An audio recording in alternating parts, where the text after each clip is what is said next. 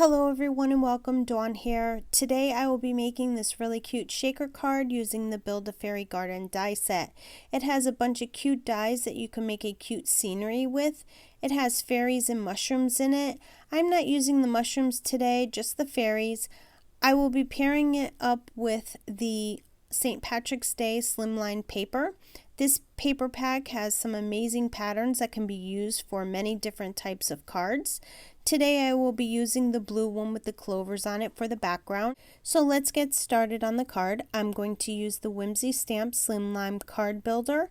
I place the rectangle die on a piece of teal cardstock and then I line up the first circle where I want it to go. I run it through my die cut machine. Then I run the bottom circle through the die cut machine as well.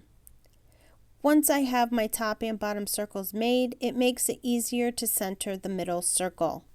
Once I have all of my circles cut out, I put score tape all around the edge of the paper. I take off the release paper and I attach the acetate to the paper. Then I cut strips of foam tape and I put it all around the edge of the acetate, and I also put it in between the circles. I also cut small pieces of foam tape to block off some of the corners so my shaker pieces stay right inside the middle of the circle. I fill my shaker window with some Nouveau Crystal Cloud circles and some green flowers that I had.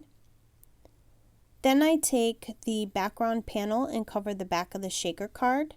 Next, I glue the shaker card to a piece of white cardstock that's folded to 3.5 by 8.5.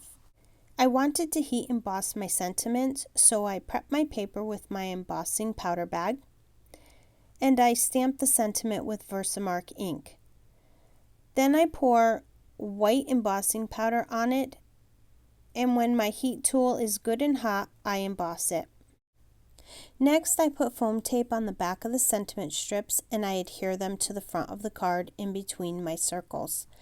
I die cut 3 of the fairies from black cardstock and I put foam tape on the back of them and adhere them onto the front of the card. I always love to add some kind of sparkle to my cards, so I decided to add some Wink of Stella to the fairies to give them some shine. That completes my card for today. I want to thank you for joining me on the Whimsy Stamps YouTube channel. Be sure to subscribe to the Whimsy Stamps channel and their other social media platforms so you don't miss out on any upcoming releases and great videos. Also, check out their website for the entire new release. As always, thank you and have yourself a wonderful day.